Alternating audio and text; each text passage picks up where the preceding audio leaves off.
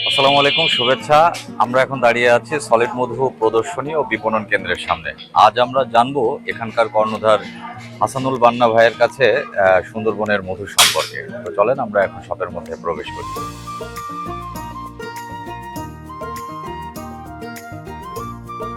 আসসালামু আলাইকুম ভাই, ভালো আছেন ভাই? আলহামদুলিল্লাহ। দর্শক, আজ আমরা জানবো সুন্দরবনের মধু কিভাবে সংগ্রহ করা হয়। সুন্দরবনের মধু আপনার সংগ্রহ করতে অনেক চ্যালেঞ্জ রয়েছে। প্রথমে আপনার মার্চ এপ্রিল মাসে যখন সুন্দরবনের সিজন চলে, তখন আপনার মৌয়ালরা প্রস্তুত হয় সুন্দরবনে যাওয়ার জন্য।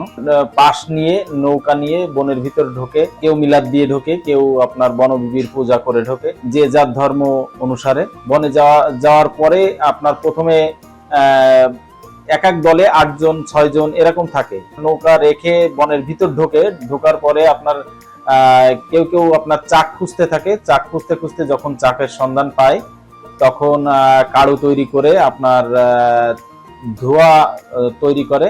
সেই ধোঁয়া দিয়ে মৌমাছি তাড়িয়ে আপনার দা দিয়ে আপনার মধু কেটে মধু সংগ্রহ করে। দর্শক, আজ আমরা জানবো সুন্দরবনের মধু সংগ্রহ করতে কি কি বাধা রয়েছে। সুন্দরবনের মধু সংগ্রহ করা একটা বিশাল চ্যালেঞ্জের কাজ।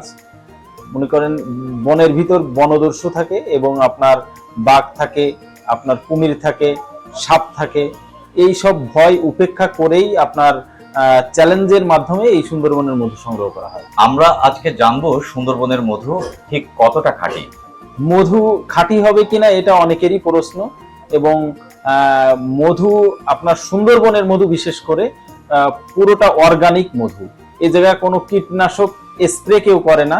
এর জন্য এই মধুটার স্বাদও যেমন ভালো, গুণে মানেও অসাধারণ, যদি মানসম্মত মধু সংগ্রহ করা যায়। দর্শক, মানসম্মত এই খাঁটি মধু সম্পর্কে আপনাদের যদি আরো কোনো প্রশ্ন থাকে তাহলে আমাদেরকে প্রশ্ন করতে পারেন বা কমেন্টস করতে পারেন। ধন্যবাদ।